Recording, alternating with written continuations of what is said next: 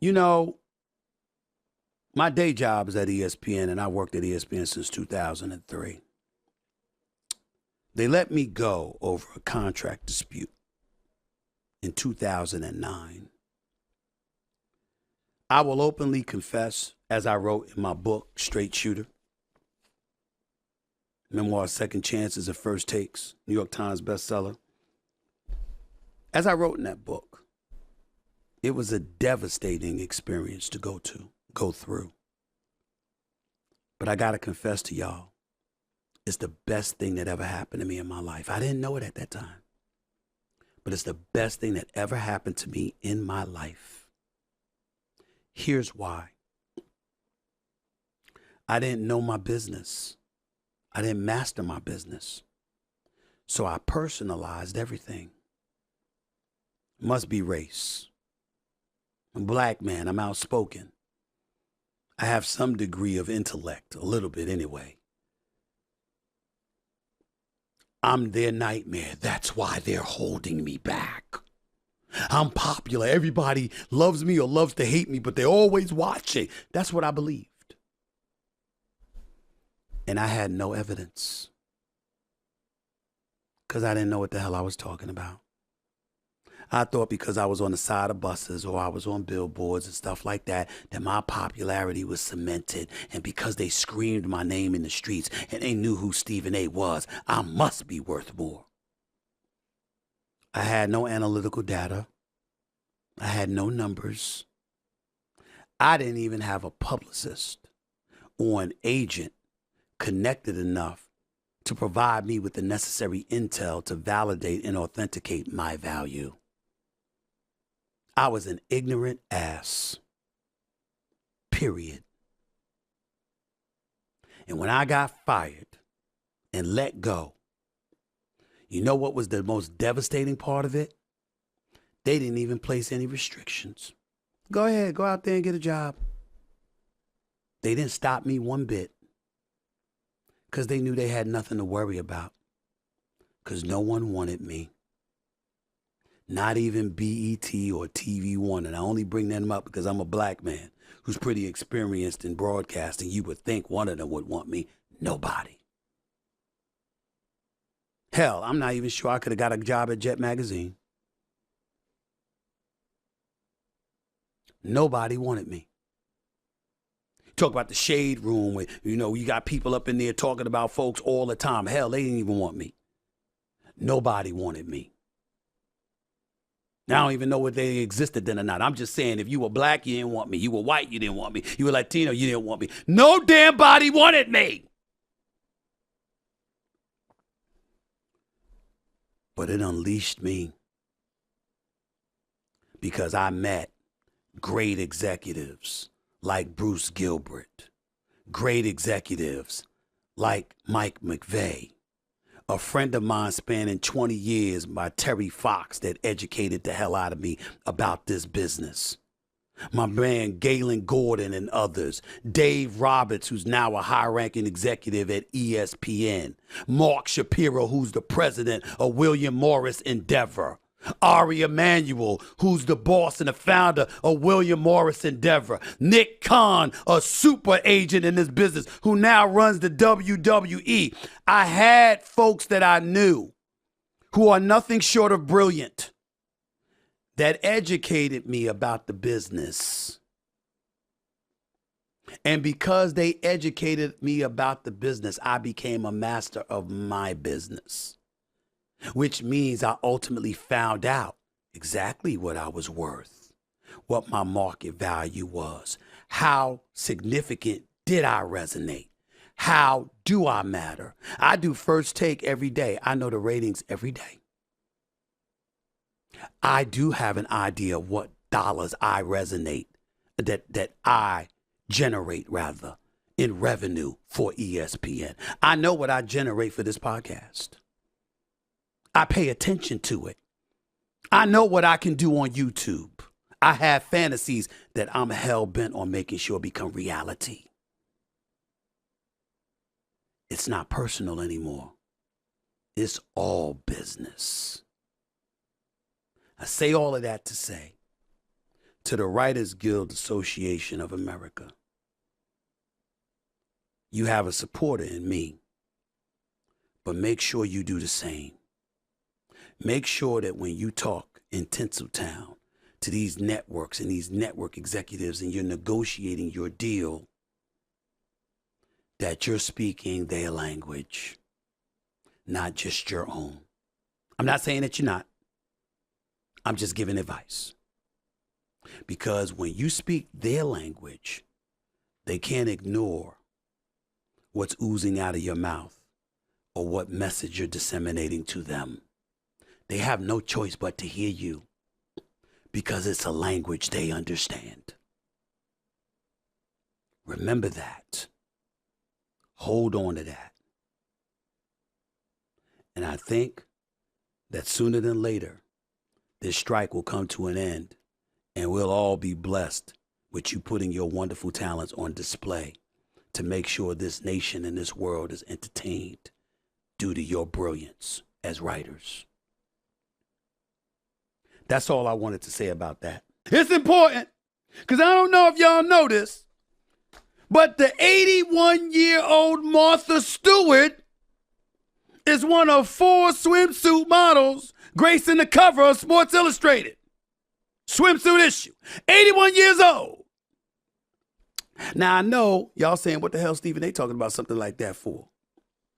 Well, it's a simple reason. Ladies, none of y'all are beyond your prime. All of y'all got it going on. To each their own. What's good for some people ain't good for another. But the door is never closed on any of y'all as long as you breathing and blood is circulating through those veins. And I want y'all to know that. Now, everybody got their own different taste. I have mine.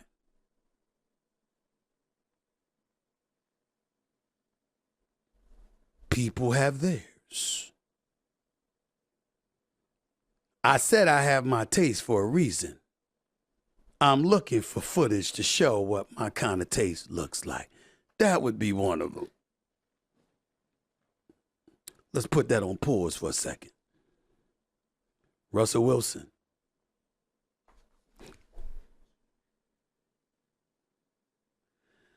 I see why you smiling a lot. And it ain't just because of that $165 million guaranteed portion of your contract you got from the Denver Broncos. Happy wife, happy life. She ain't the only one, though. Yes. We all have our taste. We all have our taste. Lord have mercy. Bravo, Kim. You ain't no hater in me, girl. I ain't gonna front. I'm just being honest. Having said all of that, Elon Musk's mother was on the cover of Sports Illustrated last year. She's 75 years old. You go on, mama. You go on with your bad self. And now it's Martha Stewart. See, Snoop Dogg always says she's got a lot of style and grace. It's a good-looking woman right there. 81 years old. I think it's great that Martha Stewart and Mrs. Musk are gracing the same cover that Sierra and Kim Kardashian graced. To each his and her own. There is no prime. Everybody got their taste. I, myself, don't want to be with somebody that looks like Rasputia from Norbit. My boy Pooley, one of my best friends forever in life that I grew up with, Rasputia might be too small. To each his and her own. I like to open a car door for a lady because I was raised by 5 women and I know my manners. Pooley likes women who tilt cars. To each his own. and her own. It's the way to go. Some people want to mess with just one kind. White, black, Latina. Others don't discriminate at all. My Uncle Frankie, God rest his soul, his criteria had nothing to do with race, ethnicity, or anything like that. Not even beauty. All he cared about was whether or not a woman knew how to help him make money. And if you knew how to help him make money, my Uncle Frankie loved you. Loved you. I don't know how they made him like him. He didn't care. To each his and her own. I've seen 6 feet tall women messing with a dude that's 5'4". I actually once saw a woman with a dude that had no teeth. I have some. Not as perfect as other teeth, but I have some, and they're all mine. To each his and her own. That's how it goes. I want to end this episode of No Mercy with your boy by saying this. Beauty in one's prime is in the eye of the beholder. Who you holding? That's up to you and them. It's not for anybody to judge. We all have hope until it's over. Remember that. The Los Angeles Lakers lost game 1 to the Denver Nuggets yesterday. Lakers are not in trouble. I put the question on the bottom of the screen here because I wanted y'all to see it, but they ain't in trouble. They ain't in trouble. They can lose game 2. They still ain't in trouble. They in trouble. They go back to Crypto.com Arena and lose in LA. They in trouble then. But when you are number 1 seed and you are hosting the first 2 games of a playoff series and you win those first 2 games, it's not a shock. It's not a shock. Jokic, 36, 21, and 14. Good Lord have mercy. This brother is something else. He's something special, y'all. He put on an absolute clinic in the first 3 quarters. But let's not throw shade on Anthony Davis. This brother showed up. Anthony Davis dropped 40. He had 40 and 10. Let's not talk to him like he ain't somebody, like he's somebody that didn't show up and produce. Let me tell you what the Denver Nuggets need to be concerned about. Jokic goes for 12 points in the third quarter, hits all 5 of his field goal attempts. And in the fourth quarter, Lakers coach Darvin Ham switched Rui Hachimura on him and basically had Anthony Davis shadowing, playing freelancing free safety style on the front line, on the baseline, to help out Hachimura if Jokic came into the lane. Jokic shot 1 for 6 in the fourth quarter, scored 2 points. If it wasn't for the 31 points that Jamal Murray dropped, it wasn't the key 3-pointer Michael Porter Jr. hit, who knows what would have happened in this game. Lakers were down 20, pulled it to within 3, was in a position to tie the score if LeBron James had thrown up an ill-advised 3-point shot, which he had no business doing because the man ain't been hitting threes this postseason. But I think this is going to be a series. It's going 7 games. I think it's going to come down to a game 7 in Denver to decide who goes to the NBA Finals. And how much of us are willing to bet our money against LeBron James in a game 7.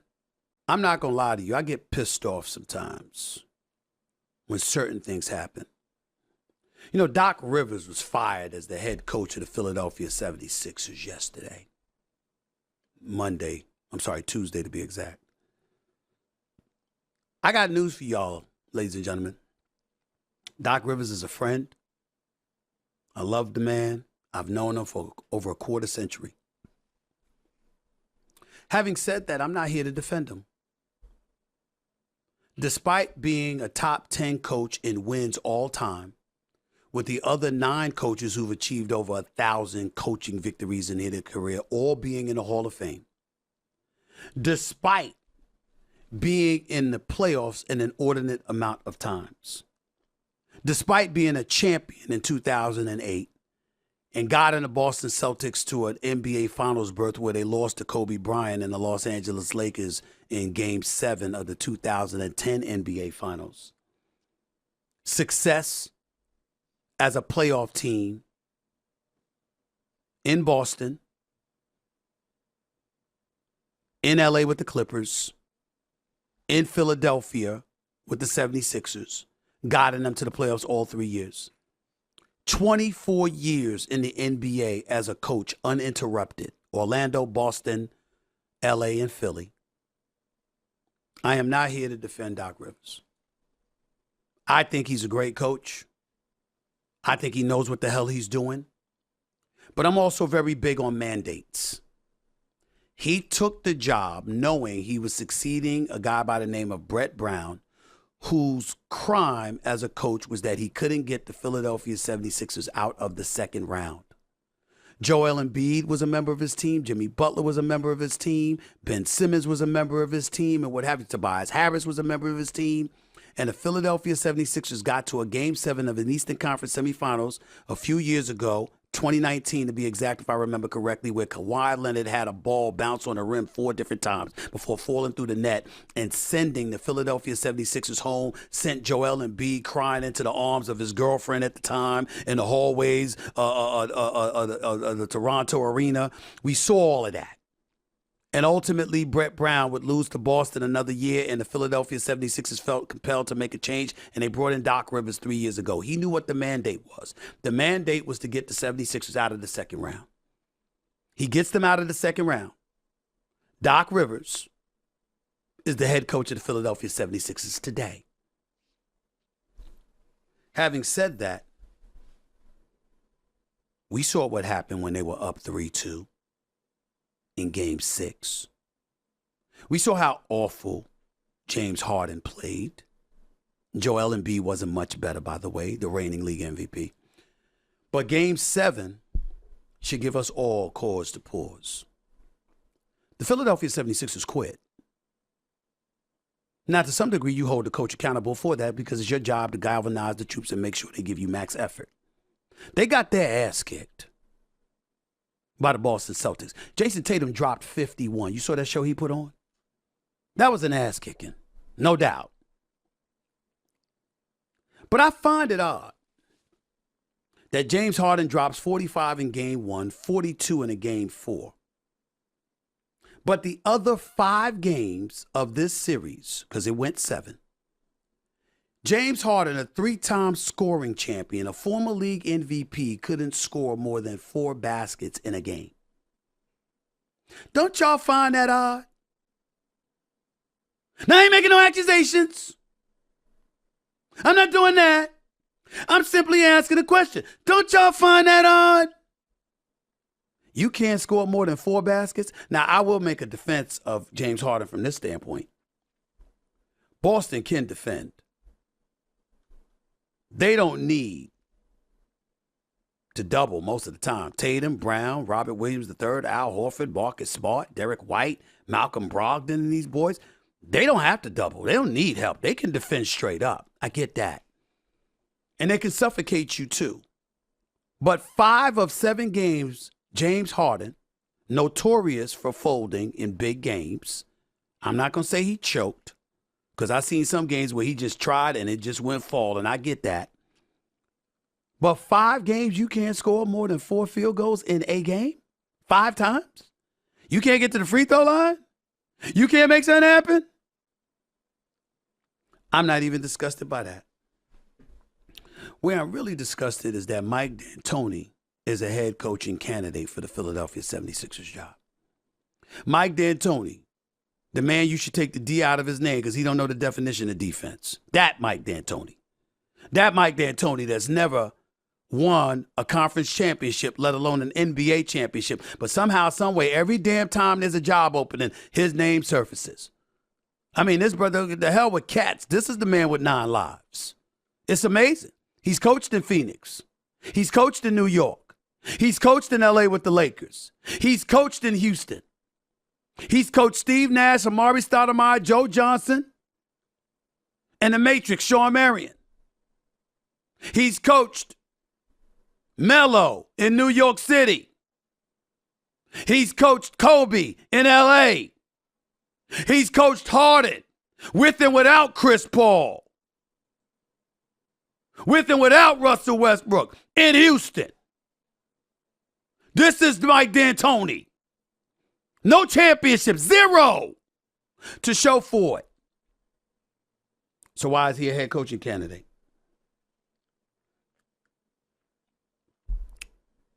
Because James Harden loves him. That's why. And Daryl Morey, in turn, loves him because he loves all things James Harden. James Harden got Doc Rivers fired. I'm not throwing shade on James Harden. I'm just giving you facts. I wouldn't even mind if James Harden got Doc Rivers fired if James Harden lost a game 7, but he dropped 40. But when you stink up the joint, why the hell should you have any influence? And the problem with it is that what is D'Antoni known for? Practices that are an hour long, preaching nothing about defense. And on top of it all, did you know that when D'Antoni was coaching in Houston, you know how coaches show film, they get to your film room and they show the error and the mistakes and the errors of your ways and stuff like that? You know that? Do you know that when it came to James Harden, he would never do that? He never showed James Harden negative plays about James Harden.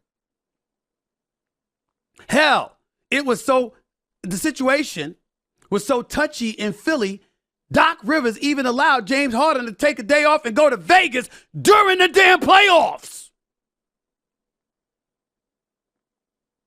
And this is what he has to show for it. And if y'all don't believe me, when you got here, you said that one of the reasons you wanted to come, if I'm not mistaken, was Doc. How has your relationship been with Doc, and would you like to see him back?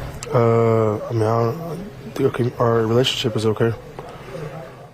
Does that sound like somebody that's enthusiastic about playing for coach? Who can't see that? Boo Boo the Fool can see that. So Doc Rivers is without a job. James Harden might get the coach he wants. But it doesn't necessarily mean that's the coach that's best for the Philadelphia 76ers. Let me tell you what it does mean. If James Harden ends up getting Mike D'Antoni as his coach in Philly, let me tell you what that means. That means that James Harden is the face of the Philadelphia franchise, not Joel Embiid. Because James Harden is the one that has a relationship with Daryl Morey. James Harden is the one that has a relationship with Mike D'Antoni. And if Joel Embiid allows that, then he deserves what he gets, even if he is the reigning league MVP.